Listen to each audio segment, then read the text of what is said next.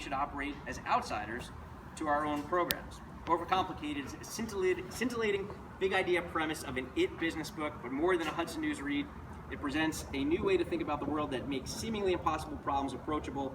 By identifying how tangled our world has gotten, we can figure out the best ways to undo the knots. So, he'll tell us about some of the knots, and everybody welcome Sam. I will not be speaking long, don't worry. But yeah, first of all, thanks so much for everyone coming out. So actually, early on when I was writing this book, I sent an early draft to a friend of mine to kind of get his thoughts on it. And I sent the file, and it was actually labeled Overcomplicated Draft. And he initially thought it was actually my judgment of the quality of the writing rather than the title. So hopefully things have improved since then. And actually, the other interesting thing, since I started writing the book, a lot of the things that I started talking about have actually become very, very prevalent. And people are talking about like how we don't fully understand the technology inside driverless cars or rocket crashes or all these other things.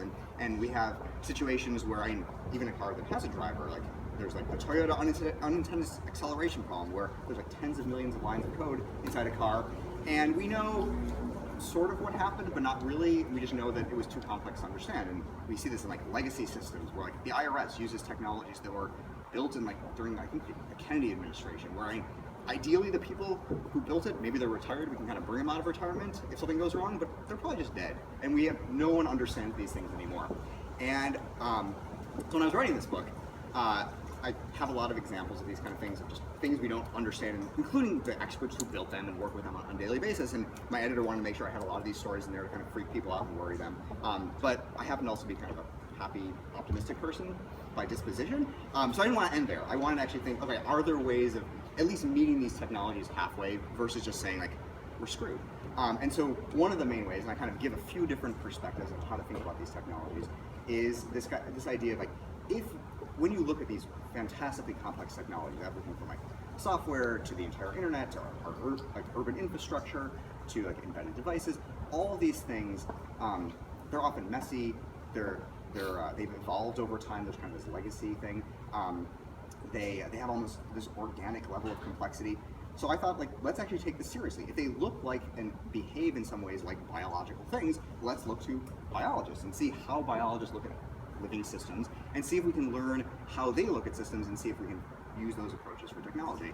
And one example would be like the way like the naturalists of old would kind of go out and collect butterflies and various things, and some of them they would understand how to put various organisms kind of in a larger taxonomy, and other times they wouldn't.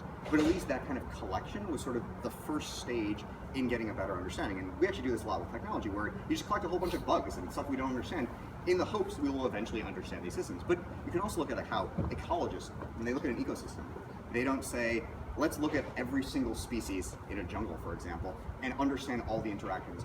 What they'll do is they'll look at pairwise interaction of 3 different species, and from there kind of get this slow, iterative understanding of this really, really complex thing. And I think we can do this, and you actually see this a lot in like machine learning, where these systems pop out enormously powerful insights, they're predictive, but what's going on under the hood, it's not always entirely clear if there's like millions and millions of parameters that are being fit. And I think you kind of need this like iterative understanding and almost like biological approach to like a field biologist looking at these systems. And so the book kind of lays out what are the forces that have gotten us to this point of incomprehensibility and what can we do about it. And I think there are ways of actually handling these systems. And we don't actually have to be pessimistic about these kinds of things.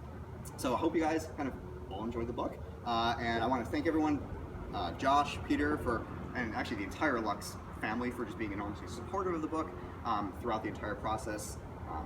Throwing this is great, as well as and the people who have really kind of made this event possible, specifically in addition to Josh and Peter, Phoebe, Mahtab, Maria, Jeff, Steve. You guys made this thing seamlessly run, so I really appreciate it. So everyone continue to enjoy. I will be around. Thanks. Thank you so much.